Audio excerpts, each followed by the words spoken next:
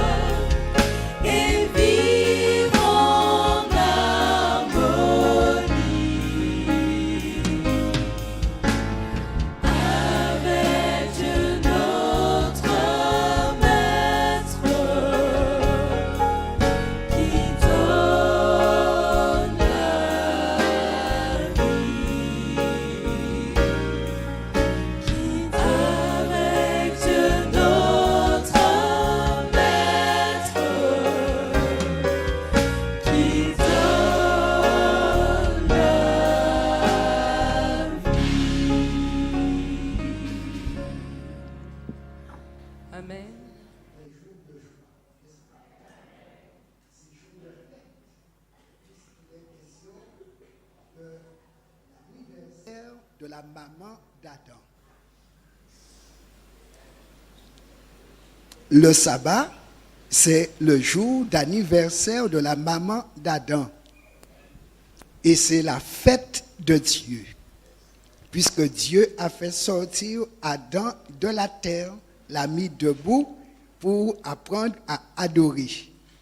Et la première chose que Adam, parmi les premières choses qu'il a apprises, c'est l'adoration. Dieu l'a mis dans un jardin, lui a présenté ses responsabilités et ensuite il va marier Adam. Et après son mariage, première chose, adoration. Ainsi donc, aujourd'hui, nous qui voulons aller avec Jésus jusqu'au bout debout. Nous avons vu hier soir qu'il nous faut être qualifiés en adoration. Aujourd'hui donc, nous allons voir comment vivre un bon rendez-vous d'amour avec Dieu. Comment passer du temps de qualité avec Dieu. Dieu, il est le Dieu de la rencontre. Depuis la création, il s'est plu à rencontrer l'homme chaque soir pour un entretien et compte rendu d'apprentissage de journée. Dieu a créé Adam intelligent, mais il ne lui a pas tout dit. Même les animaux, Dieu n'a pas donné de nom aux animaux. Il a laissé Adam, avec son intelligence, appeler les animaux. Et même Ève, ce n'est pas Dieu qui a donné de nom à l'épouse. C'est au départ, Adam va l'appeler Isha. Et après, il va l'appeler Ève, après la naissance des enfants. C'est lui qui nomme. Donc, Adam a été mis en apprentissage.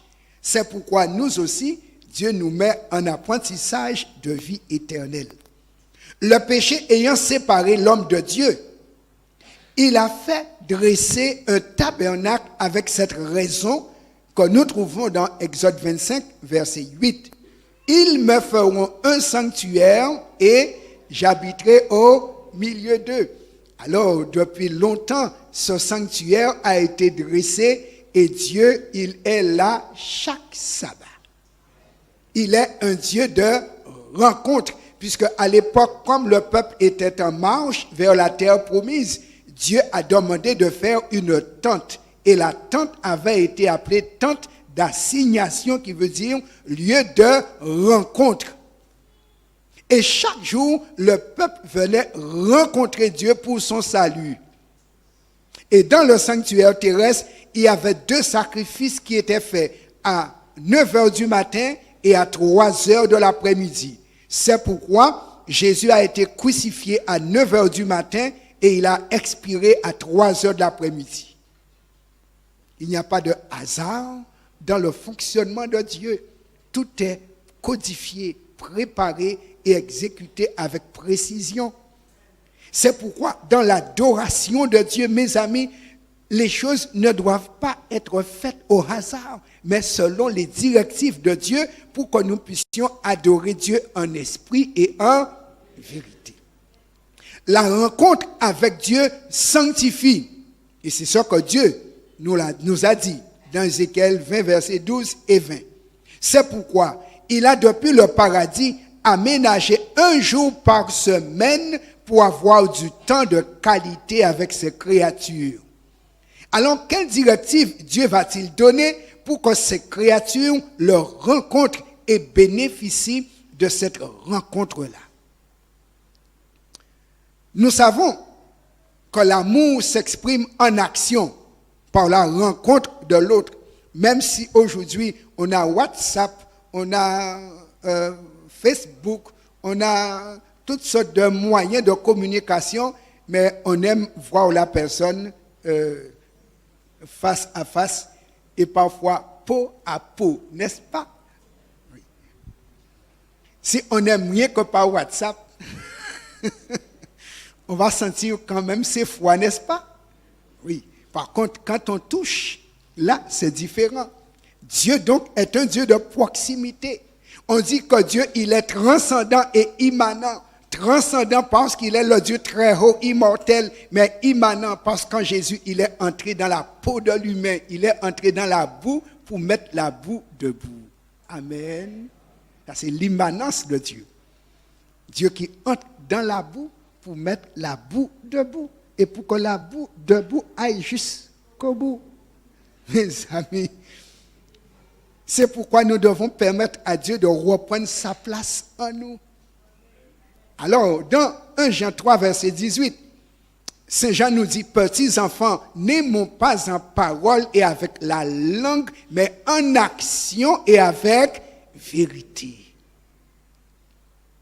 Quand c'est en action, là, on peut peser l'action, n'est-ce pas? Mais si le mari dit à l'épouse, chérie, je t'aime, mais n'entre jamais dans l'évier faire un peu de vaisselle. Comme dit le proverbe créole, parole en bouche, charge. Quand tu aimes, tu prends la charge, n'est-ce pas? Dieu nous aimait et il a pris la charge de la croix, n'est-ce pas? Là, il a démontré en vérité qu'il nous aime et on comprend son amour.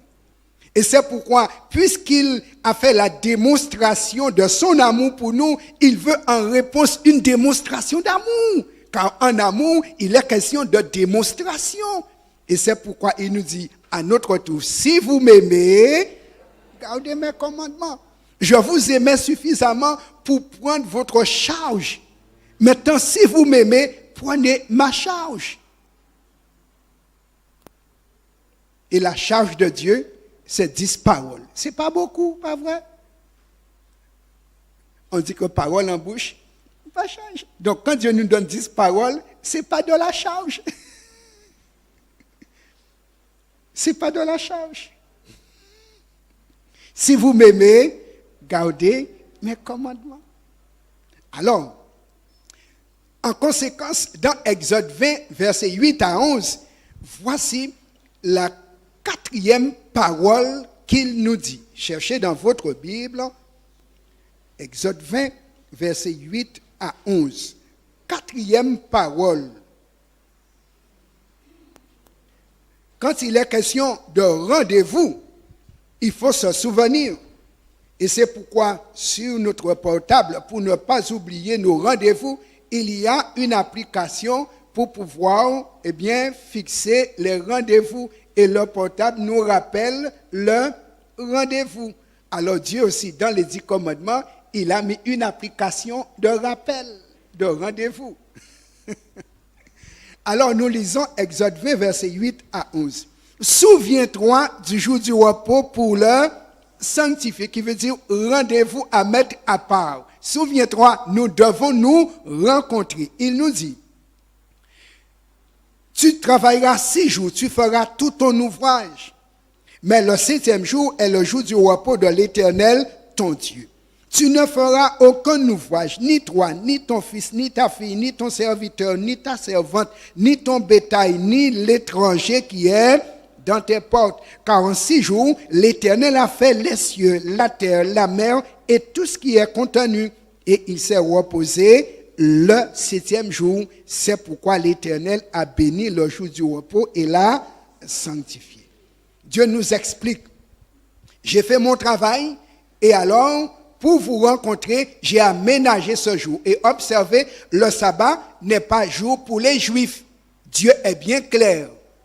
Ça, c'est mon jour de repos. Et comme je veux vous rencontrer, je vous demande d'arrêter vos activités et de venir me rencontrer. Et dans les 10 commandements, dans le 4e précisément, il dit, les animaux qui ne sont pas juifs doivent se reposer aussi, n'est-ce pas?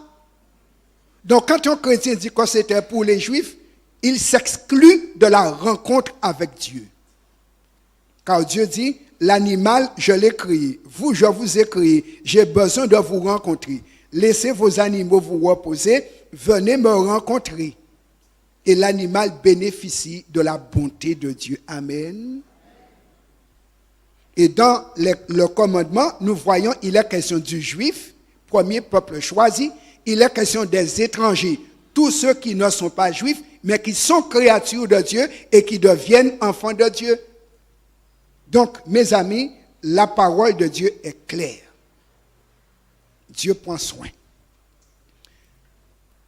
Dans Ésaïe 58, verset 13, il nous dit, ce rendez-vous est si important pour lui. Nous devons faire attention. Il déclare, si tu retiens ton pied pendant le sabbat pour ne pas faire ta volonté en mon séjour. Ce n'est pas le jour du juif. Dieu est clair, il reprend encore, c'est mon séjour. Si tu fais du sabbat tes délices, c'est-à-dire la chose que tu aimes le plus. Pour certains, c'est glace paradis, mais Jésus dit que mon sabbat soit mieux que glace paradis. Il nous dit, pour sanctifier l'Éternel, car Dieu, il est bon au-dessus de toutes les meilleures choses que nous pourrions avoir sur la terre. Et il est dit, quand on vient sanctifier Dieu, il est dit, nous allons le glorifier. Et il nous dit, et si tu l'honores en ne suivant point tes voies, en ne te livrant pas à tes penchants et à de vains discours, même notre langue doit être en repos le jour du sabbat. Parce que la langue va vite, n'est-ce pas? Ah oui, langue, mais la Bible nous dit la langue est liée à l'enfer et notre langue va nous amener en enfer si on ne fait pas attention. N'est-ce pas la langue du diable qui va l'amener en enfer? La langue du diable. Il était Lucifer, avec sa langue, il est devenu diable. Et c'est pourquoi Dieu nous dit, fais attention à ta langue aussi, en adoration. Car si pendant le jour de rendez-vous, au lieu de parler à Dieu, on parle à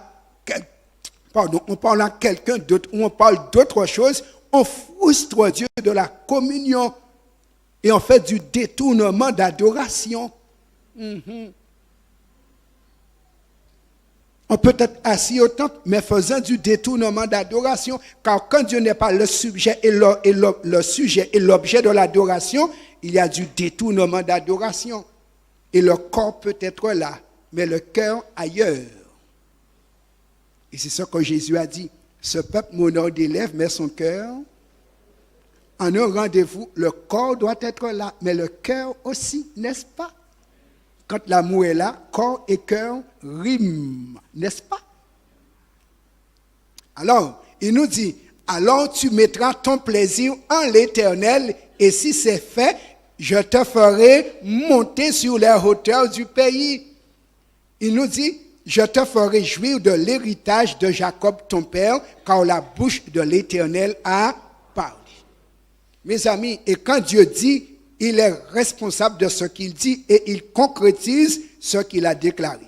Si tu fais cela, je te ferai monter. Nous sommes déjà à terre, mais il veut nous faire monter. Donc, il nous faudrait nous qualifier en adoration. Et le sabbat, c'est jour de rencontre pour adoration, pour communiquer avec Dieu. Et c'est dans cet échange, il va nous sanctifier et il va nous bénir parce que ce serait bien fait.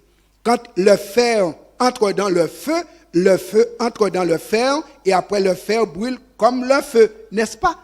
Donc, quand nous entrons en la communion avec Dieu le jour du sabbat, la sainteté de Dieu en ce jour saint nous communique la nature divine pour qu'à la fin, tel Père, tel Fils puisse être vérifié par le tribunal du ciel. Voici le projet de Dieu.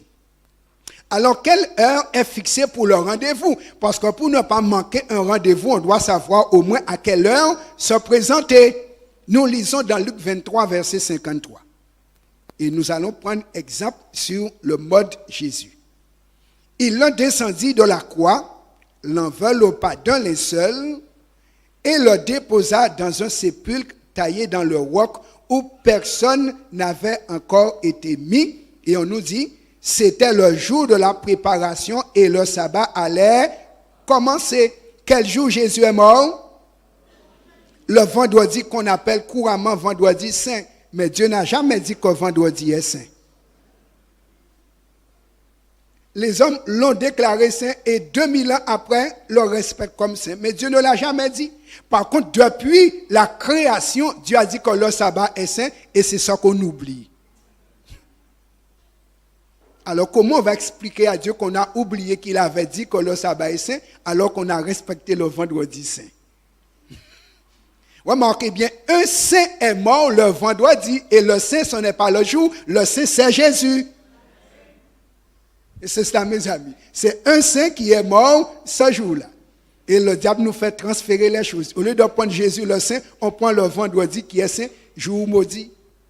Quand remarquez bien, le soleil même s'est éteint de midi à 3 heures pour dire que le jour n'était pas saint. Il n'a pas voulu éclairer le jour de la mort de Dieu. Un saint est mort ce jour-là. Mais remarquez bien, donc, la Bible appelle le vendredi, qui est le sixième jour de la semaine, jour de préparation.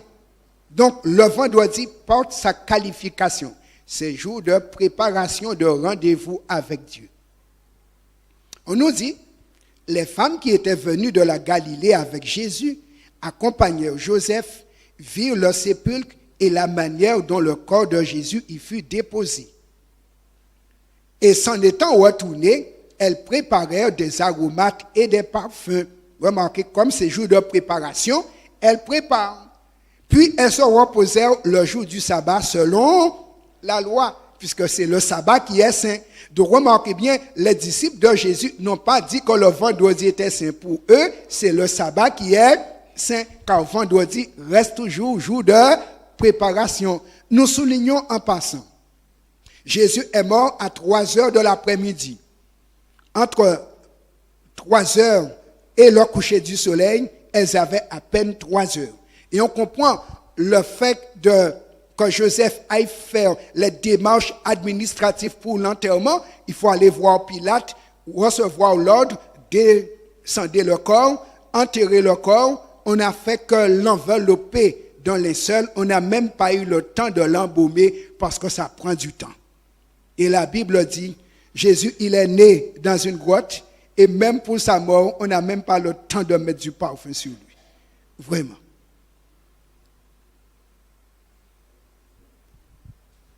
Et quand on vient le dimanche matin avec le parfum, il est déjà parti. Et c'est souvent qu'on rate des rendez-vous importants avec Dieu.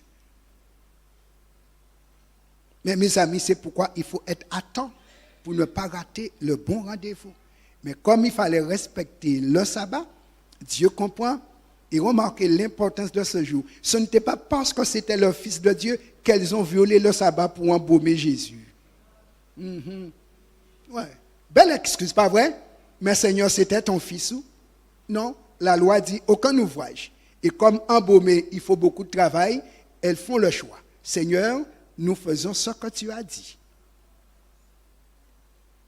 Donc, le coucher du soleil demeure le meilleur signe naturel pour marquer le début du rendez-vous. Le sabbat commence le vendredi au coucher du soleil. Parce que dans la Bible, un jour commence par la partie nocturne. Un soir, un matin, le premier jour. Et ainsi de suite. Donc, le vendredi, Jésus est mort au 6e jour. Et au coucher du soleil, le sabbat commençant, les femmes se sont reposées d'après les clauses de la loi et de l'alliance avec Dieu. Alors maintenant, pour nous aujourd'hui, comment préparer notre rendez-vous d'amour avec Jésus? Comment? Puisque tout rendez-vous se prépare et le vendredi est appelé jour de préparation. Alors, dans Exode 16, versets 22 à 25, c'est là où Dieu donne les directives pour préparer le rendez-vous et que personne ne rate le rendez-vous. Nous allons lire cela dans Exode. Nous sommes déjà au chapitre 20. Nous allons juste au chapitre 16. Gardez votre Bible ouverte parce que nous allons la parcourir. Exode 16, Dieu donne les directives. Pendant toute la semaine, la manne tombait. Une quantité pour que chacun trouve de quoi manger. Et la Bible dit au verset 22, le 6e jour, donc qui est le vendredi, qui est jour de préparation, ils ramassèrent une quantité double de nourriture, 2 homères pour chacun. Tous les principaux de l'assemblée vinrent le rapporter à Moïse. Et Moïse leur dit, c'est ce que l'Éternel a ordonné. Demain est le jour du repos, le sabbat consacré à l'Éternel. Faites cuire ce que vous avez à faire cuire. Faites bouillir ce que vous avez à faire bouillir. Et mettez en réserve jusqu'au matin tout ce qui restera. Ils le laissèrent jusqu'au matin comme Moïse l'avait ordonné. Et cela ne devint point infect. Il ne s'y mit point de verre. Moïse dit, mangez-le aujourd'hui, car c'est le jour du sabbat. Aujourd'hui, vous n'en trouverez point dans la campagne. Voyez, puisque le sabbat, c'est le jour de Dieu, Dieu se repose le sabbat. Pendant la semaine, il fait tomber la manne régulièrement jusqu'au 6e jour. Et Dieu fait tomber le 6e jour, qui est le vendredi, la manne du samedi, parce qu'on doit manger samedi. Et comme Dieu se repose le samedi, car c'est son jour de repos, il donne le repas du samedi depuis le vendredi. Préparez cela, demain on se rencontre. Mes amis, notre papa, il est pédagogique, c'est le maître des maîtres. Et remarquez, pendant la semaine, pendant les 6 jours, tout ce qui restait pour le lendemain, les vers venaient manger. Par contre, le sabbat, Dieu disait aux vers, s'il vous plaît, déposez couteau et fourchette, mes enfants doivent manger. Et les vers jeûnaient et les enfants de Dieu déjeunaient. Notre Dieu, il est formidable, pas vrai? Formidable. Alors, comment il faut accueillir Jésus au coucher du soleil? Puisque c'est le début de la rencontre du rendez-vous. Dans le psaume 95, versets 1 à 3, il faudrait donc venir à la rencontre de Jésus avec de la louange. C'est comme deux personnes qui s'aiment, qui se rencontrent avec de la romance. Aujourd'hui, on ne fait plus de romance.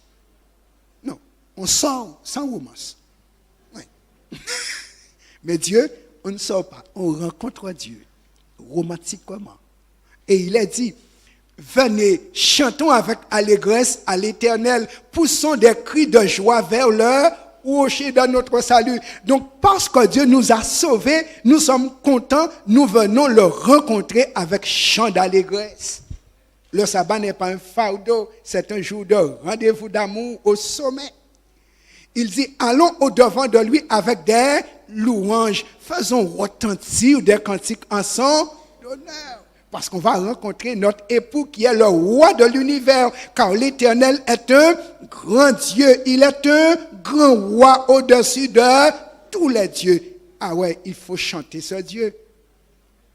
Et c'est pourquoi, pour que nous soyons libres pour chanter, il nous dit, fais tout ton travail. Car si tu travailles, tu ne pourras pas chanter. Donc, finis ton travail et là, déchargé, tu pourras chanter. Ainsi donc, après le moment d'accueil en romance, en chantant à notre Dieu, nous allons maintenant l'écouter nous parler. Nous venons en chantant et après maintenant, il va nous parler. Dans Jérémie, chapitre 15, verset 16, il dit, c'est le prophète qui parle à Dieu, « J'ai recueilli tes paroles et je les ai dévorées. » Effectivement, quand les fiancés se parlent, on ne laisse tomber aucune parole, pas vrai? On prend chaque chose, on note bien. Et on voit le prophète qui aime Dieu. Il dit, j'ai recueilli tes paroles et je les ai dévorées. Tes paroles ont fait la joie et l'allégresse de mon cœur, car ton nom est invoqué sur moi, éternel Dieu des armées. Quand l'expression est employée, ton nom est invoqué sur moi, cela veut dire, parce que je porte ton nom, je t'appartiens. Comme nous sommes enfants de Dieu, donc nous allons recueillir la parole de Dieu avec joie. Parce que notre Dieu, ce qu'il nous dit, n'est pas pesant, n'est pas écrasant, mais instructif, constructeur et sanctifiant. Maintenant qu'on a chanté, on a écouté Dieu, maintenant on va lui répondre. Et c'est par la prière. C'est le moment de partage avec Dieu, parce que la prière, c'est un dialogue avec Dieu. C'est le moment où on va ouvrir son cœur à Dieu, comme on le fait à un ami intime. Lisons Hébreux chapitre 4, versets 14 à 16.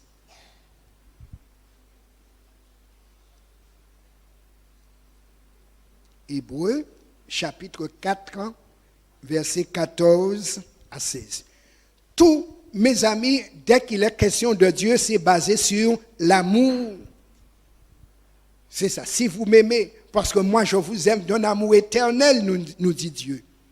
Alors, ainsi, versets 14 à 16, puisque nous avons un grand souverain sacrificateur qui a traversé les cieux, Jésus, le Fils de Dieu, demeurons fermes dans la foi que nous professons.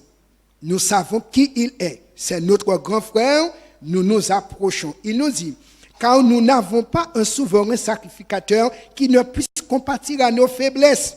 Au contraire, il a été tenté comme nous en toutes choses sans commettre de péché. Approchons-nous donc avec assurance du trône de la grâce, afin d'obtenir miséricorde et de trouver grâce pour être secouru dans nos besoins. Notre papa est là. Qu'est-ce que tu as à dire à ton papa? Et là, nous venons nous décharger. Et c'est pourquoi après, nous partons en paix, bénis et sanctifiés, car on lui a laissé les fardeaux. Jésus nous comprend, nous avons des faiblesses. Et c'est à cause des faiblesses que nous penchons et tombons. Mais Jésus est tellement bon qu'il a mis une machine à laver pour tous les tombés. Oui, je t'avais donné un linge propre, tu l'as sali, bon mais viens. C'est ce qui est dit dans Isaïe 1er 18. Venez et plaidons, dit l'Éternel. Si vos péchés sont comme le cramoisi, ils deviendront blancs comme la neige. S'ils sont rouges comme la pourpre, ils deviendront comme la laine. La machine à laver de Jésus est puissante pour détacher, car le sang de Jésus est le meilleur détergent. Venez dans la machine à laver. Et c'est pourquoi nous sommes là ce matin. Nous sommes venus pour être lavés et partir blanchis, habillés, sentant l'odeur de Jésus. Amen. Alors, que faire pendant la matinée du sabbat? On a vu tous les préliminaires. Après avoir ainsi communié avec Jésus, Jésus dormait. Et comme Jésus dormait, on va dormir aussi. C'est ce qu'on dit la Bible, hein? Il arrive quand Jésus, eh bien, il dort. Oui, régulièrement. Parfois, il passait la nuit en prière, mais Jésus dormait. Donc, nous aussi, il va nous laisser aller dormir, car après tout rendez-vous d'amour, quand même, il faut aller se coucher. D'accord? Il ne faudrait pas être excessif et possessif en amour, pas vrai? Et Dieu n'est pas possessif. Il nous laisse la liberté. Donc, va te reposer. Et alors, le lendemain, on se réveille, on prend petit déjeuner, et ensuite, qu'est-ce qu'il faut faire? Votre présence ici dit quoi? Jésus nous donne l'exemple. Dans Luc 4, verset 16, ils sont rendus à Nazareth où il avait été élevé. Et selon sa coutume, il entra dans la synagogue le jour du sabbat. Il se leva pour faire la lecture. C'est pourquoi un chrétien étant une photocopie conforme de Jésus-Christ certifié céleste, comme Jésus chaque sabbat, c'était sa coutume d'aller à la synagogue pour lire la parole et entendre la lecture de la parole. C'est pourquoi nous sommes là ce matin. Et nous lisons la parole comme Jésus. Nous essayons au mieux, avec sa grâce, avec notre webcam, de copier Jésus. Et c'est pourquoi dans l'Apocalypse 1er, verset 3, la première bénédiction de l'Apocalypse est donnée. Heureux celui qui lit et celui qui entend les paroles de la prophétie de ce livre et qui garde les choses qui sont écrites, car le temps est proche. Et comme nous nous préparons pour ce temps proche, nous venons en rendez-vous d'amour pour entendre qu'est-ce que Dieu a à nous dire, pour nous aider à nous préparer pour le jour du rendez-vous final. Amen. Car lorsque les fiancés se rencontrent en rendez-vous d'amour, il y a un jour où on dit finalement, nous allons à la maison, n'est-ce pas? Et ce jour-là viendra où nous n'aurons plus de rendez-vous hebdomadaire, mais rendez-vous éternel avec Dieu. Amen. Donc en attendant le rendez-vous éternel, nous nous exerçons au rendez-vous hebdomadaire. Les apôtres, remarquez bien, eux qui ont été avec Jésus, ils ont copié Jésus. Et voici leur exemple. Dans Actes 16, versets 12 et 13, nous lisons. De là, nous allâmes à Philippe, qui est la première ville d'un district de Macédoine et une colonie. Nous passâmes quelques jours dans cette ville. Le jour du sabbat, nous nous rendîmes hors de la porte vers une rivière où nous pensions qu'on se trouvait un lieu de prière. Ils n'ont pas de temple, c'est un pays étranger. Mais ils ont aperçu du monde qui se rencontrait là. Alors, il dit, nous nous assîmes et nous parlâmes aux femmes qui étaient réunies. Voici un groupe de prière où il n'y avait pas d'hommes. Il n'y a que des femmes. Vive les femmes, pas vrai? Vive les femmes, pas vrai? Vive les femmes, pas vrai? Et voici, les apôtres se trouvent dans un groupe de femmes. Parce que les femmes sont plus spirituelles que les hommes en général. Oui. Elles sont sensibles à la parole. Et c'est ce que Satan a observé. La femme est sensible à la parole. Et c'est pourquoi elle a été séduite. Mais les femmes étant sensibles à la parole, quand Jésus parle, elles écoutent. Et nous voyons, la Bible nous dit, il y avait Lydie qui écoutait. Et lorsque Lydie a entendu ce que Dieu disait, elle a été baptisée le même jour. Quand Jésus nous a touchés, on ne peut pas dire à Jésus, excuse-moi, à plus tard, au revoir. Quand on aime Jésus, c'est tout de suite, n'est-ce pas? C'est maintenant. Voilà. Alors, voici les choses qu'il nous faudrait éviter pendant le jour du rendez-vous, puisque Jésus, il est jaloux. Cherchez dans votre Bible, Néhémie chapitre 13. Voici les choses qu'il faut éviter pendant notre rendez-vous. Il ne faudrait pas tomber en détournement d'adoration. Car Satan va s'arranger pour que chemin faisant, notre attention soit détournée. Alors, une mise en garde. Néhémie, chapitre 13, versets 15 à 22. Néhémie, c'est pas trop loin de Psaume. Après Néhémie, avant les psaumes, il y a Job, il y a Esther et il y a Néhémie. Voici comme ça, on peut se repérer rapidement. Néhémie chapitre 13, à partir du verset 15, de belles indications. À cette époque, je vis en Juda des hommes foulés au pressoir pendant le sabbat, rentrer des gerbes, chargés sur des ânes, même du vin, des raisins et des figues, et toutes sortes de choses, et les amener à Jérusalem le jour du sabbat. Je leur donnais des avertissements le jour où ils vendaient leurs denrées. Il y avait aussi des Tyriens établis à Jérusalem, donc des non-juifs, qui apportaient du poisson et toutes sortes de marchandises et qui les vendaient aux fils de Juda le jour du sabbat et dans Jérusalem. Je fis des réprimandes aux grands de Juda et je leur dis, que signifie cette mauvaise action que vous faites en profanant le jour du sabbat?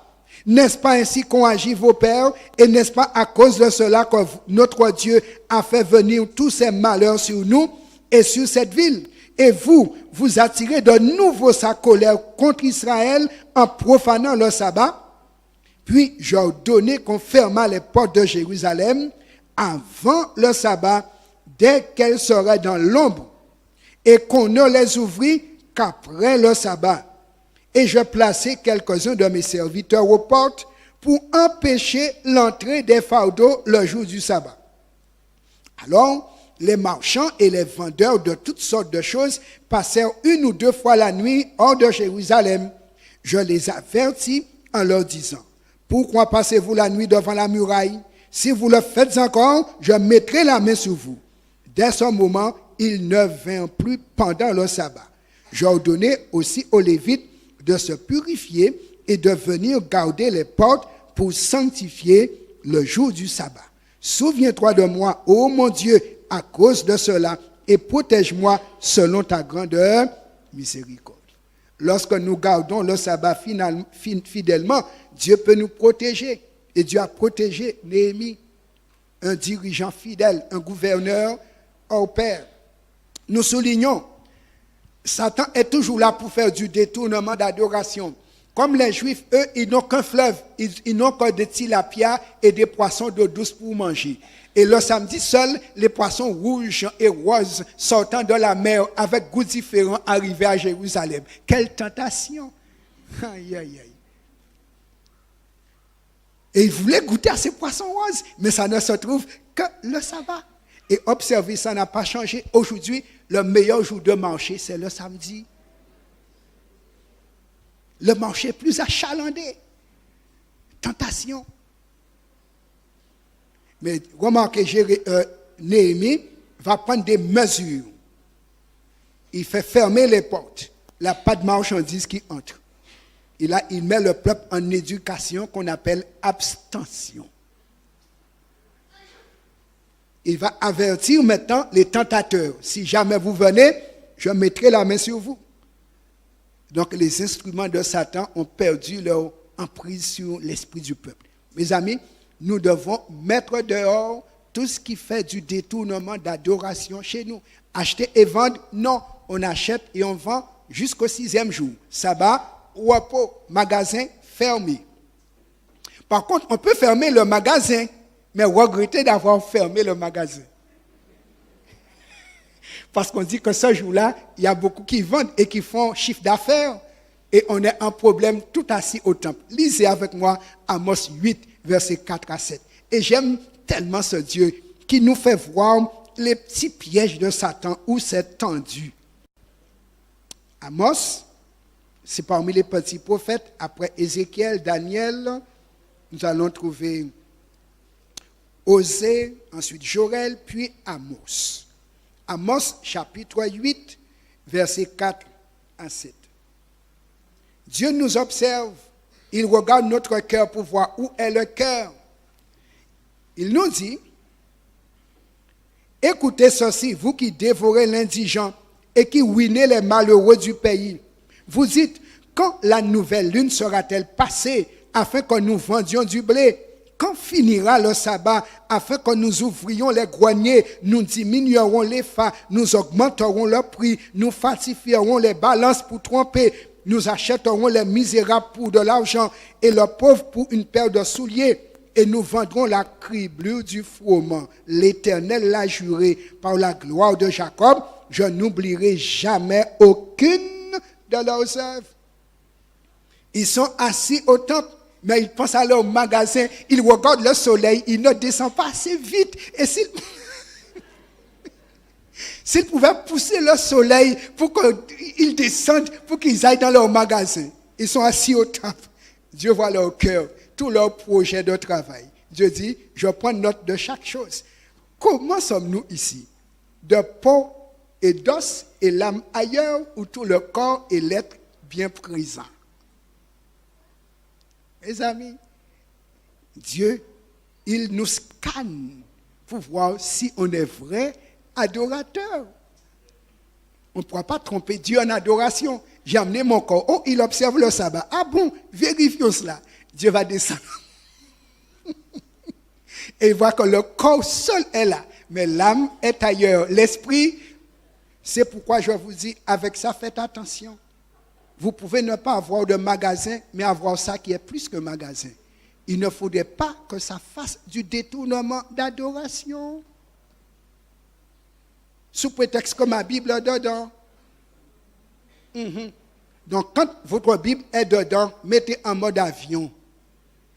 Et là, vous serez sûr d'être en adoration. Le diable sait faire diversion. Mais attention. Troisième chose. Regardez la télévision. Maintenant qu'on a été au temple, on est entré à la maison, on a déjeuné, il y a l'après-midi. Qu'est-ce qu'on fait? Il y a juste un petit bouton. Hein? Pas beaucoup d'efforts. Hein? Mais Jésus dit ceci dans Jean 4, versets 23 et 24. Dieu demande de vrais adorateurs, de ceux qui l'adorent, en esprit et en vérité. Donc le corps et l'esprit doivent être en connexion. Dieu doit être au centre de nos pensées ce jour-là. C'est pourquoi il nous dit, fais de l'Éternel tes délices. Quand même si la télé est chez toi, mais le programme qui est présenté, si ce n'est pas une télé adventiste où le message est cadré sabbat, il va détourner ton esprit du Dieu qui doit être au centre. Ève, remarquez bien, lorsqu'elle a regardé un serpent qui était créature, il a oublié le Créateur et elle fut entraînée, elle a cessé d'adorer. Le diable n'a pas changé. Alors, ce qui est permis de faire pendant le sabbat, on peut dire, mais c'est quoi? Est-ce qu'il faut rester en quatre murs? Non. Voici, Dieu nous dit. Dans Matthieu 12, à partir du verset 10. Et voici, ici trouvait un homme qui avait la main sèche. C'était un sabbat matin à la synagogue. On pose la question à Jésus. Est-il permis de faire une guérison les jours de sabbat? C'était afin de pouvoir l'accuser. Il leur répondit, lequel d'entre vous, s'il n'a qu'une brebis et qu'elle tombe dans une fosse le jour du sabbat, ne la saisira pour l'en retirer? Combien un homme ne vaut-il pas plus qu'une brebis? Il est donc permis de faire du bien les jours de sabbat. Remarquez bien, lorsque la vie d'un humain est menacée, on nous donne permission pour sauver une vie parce que Jésus est le sauveur. Mais remarquez bien, il ne faudrait pas dire, puisqu'il est permis de faire du bien, je vais donner un coup de main dans le béton pour faire la maison du voisin. La maison du voisin n'est pas mourante, allez dimanche. Mais sabbat, rendez-vous avec l'Éternel. Et c'est là où certains peuvent se tromper. Oh, je fais du bien. Mais quel bien? Dieu a défini quel bien. Sauver une vie humaine. Voilà. Emmène la personne à l'hôpital, allez à la pharmacie, mettez la personne debout. Ça, je vous autorise à le faire. De même qu'à l'école, on nous donnait permission pour aller faire pipi, mais pas pour aller jouer au Christo dans la cour. Pas vrai? Tu es censé être sur le banc pour apprendre le cours. Mais tu es embarrassé, on te donne permission de te débarrasser pour mieux te concentrer. Ainsi donc, Dieu nous donne permission pour sauver une vie. Ensuite, on revient en connexion pour adoration. Alors,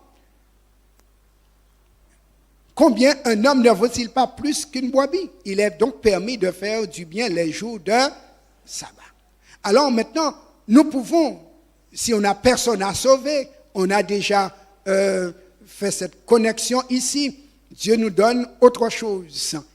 C'est dans Psaume 19, ce que nous pouvons faire, c'est aller dans la nature pour contempler les œuvres de Dieu, pour rester à méditer sur le Créateur. On peut réciter le Psaume 19. Que dit le Psaume 19? Les cieux racontent la gloire de Dieu et l'étendue manifeste l'œuvre de ses mains.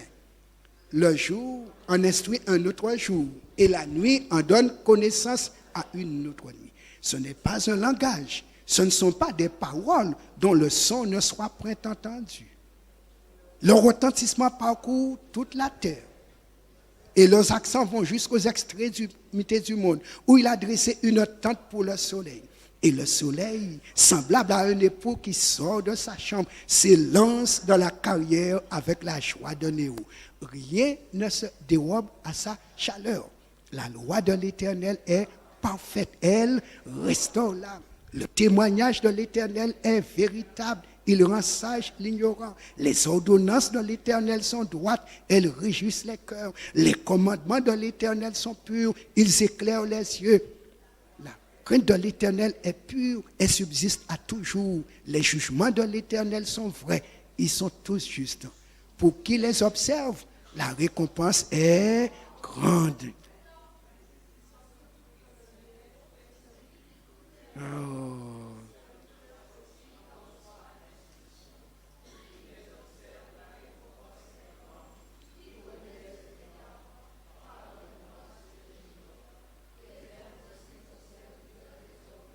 Afin qu'il ne domine point sur moi. Alors, je serai intègre, innocent de grands péchés. Reçois favorablement les paroles de ma bouche, ô Éternel. Ô Éternel, mon rocher et mon libérateur. Amen. Il nous arrive de tomber dans la boue par égarement. Mais Dieu, comme on a vu, est capable de nous laver, nous remettre debout pour aller jusqu'au bout. Alors, mes amis, nous pouvons aussi annoncer l'évangile aux autres qui ne connaissent pas Dieu. Car le sabbat, on peut parler à Dieu et on peut parler de Dieu. Mais Dieu reste au centre. Et c'est dans Acte 18, versets 4 à 11. Voyons ce que les apôtres faisaient.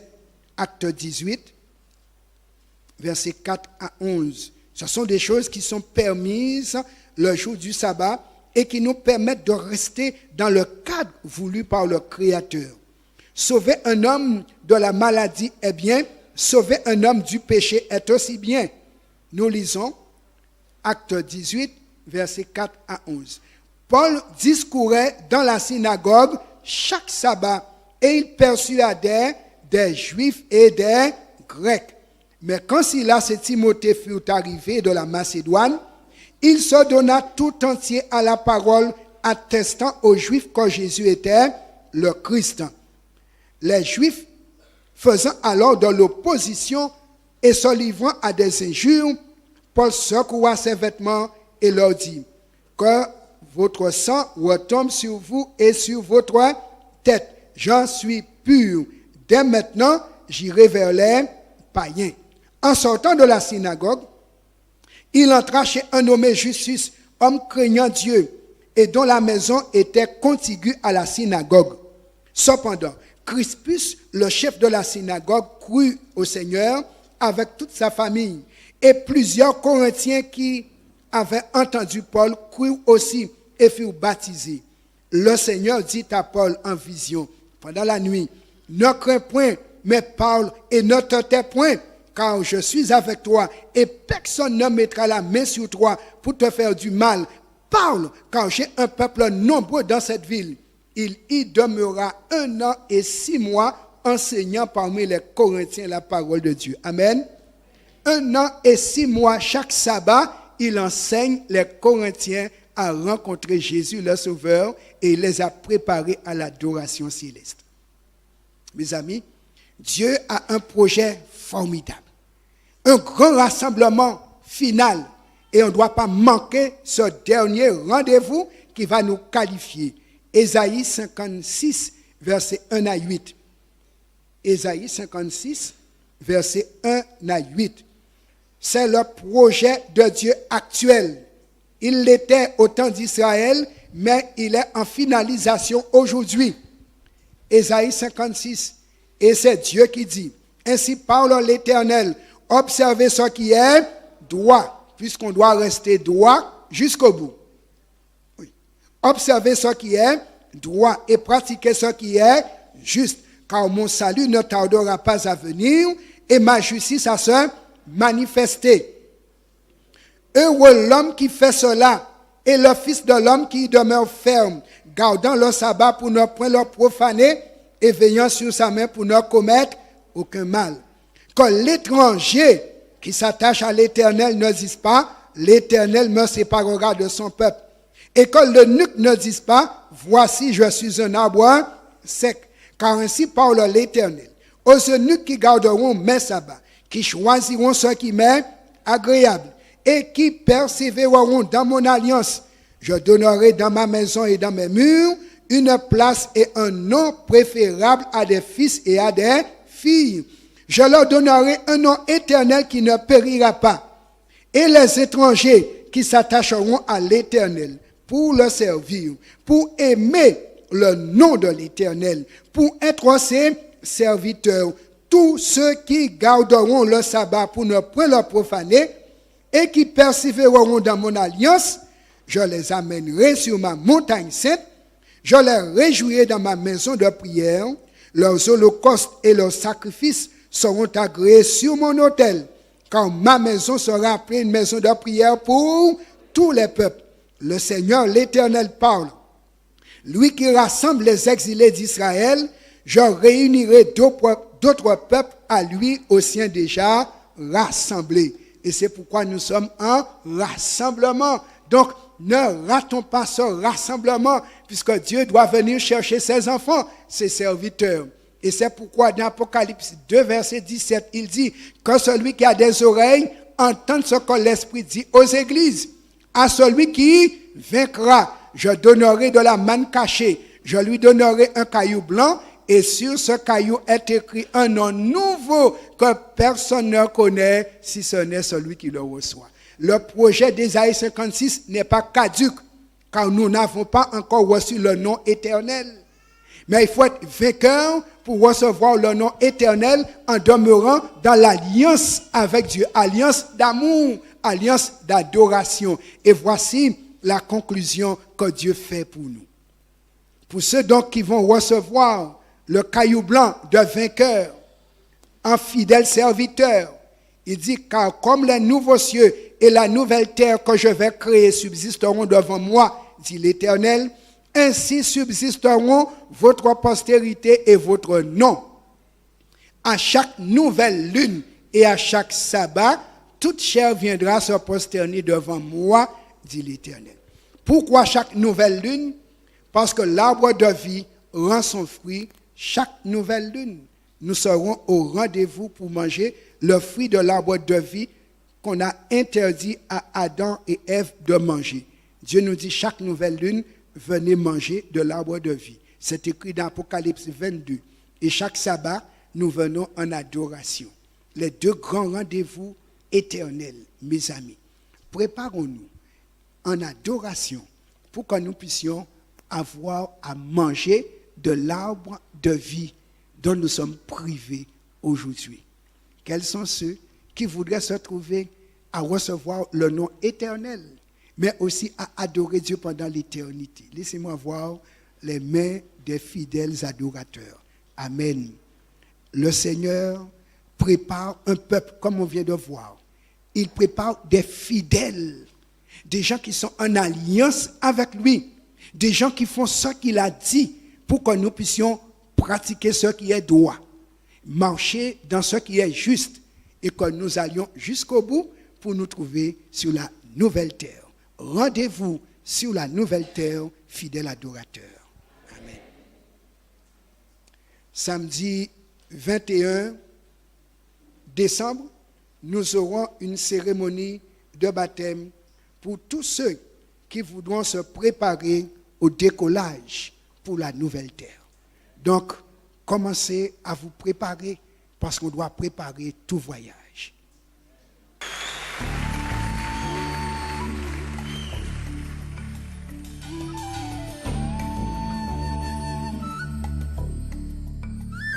Je suivrai mon Seigneur et mon Maître, sans jamais m'éloigner de ses pas, sans que rien ici-bas ne m'arrête, et sans rien que le chant de sa voix. Tous ensemble. Je suivrai mon Seigneur et mon Maître, sans jamais m'éloigner de ses bras, sans que rien ici-bas ne m'arrête, et sans rien que le chant de sa voix.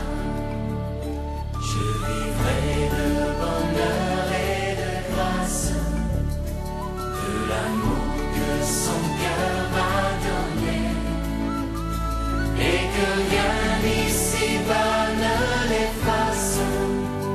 C'est le vœu de mon âme assoiffée. Un seul instant auprès de toi vaut bien les heures et la route. Tout pour autant que ce soit toi qui m'accompagne au parvis de ta joie. Je suivrai mon Seigneur et mon Maître, sans jamais m'éloigner de ses pas, sans que rien ici-bas ne m'arrête, et sans rien que le chant de sa voix. Je vivrai de bonheur et de grâce, de l'amour que son cœur m'a donné, et que rien ici-bas ne l'efface. C'est le vœu de mon âme assoiffée. Un seul instant auprès de toi vaut bien les heures et la route. Tout pour autant que ce soit toi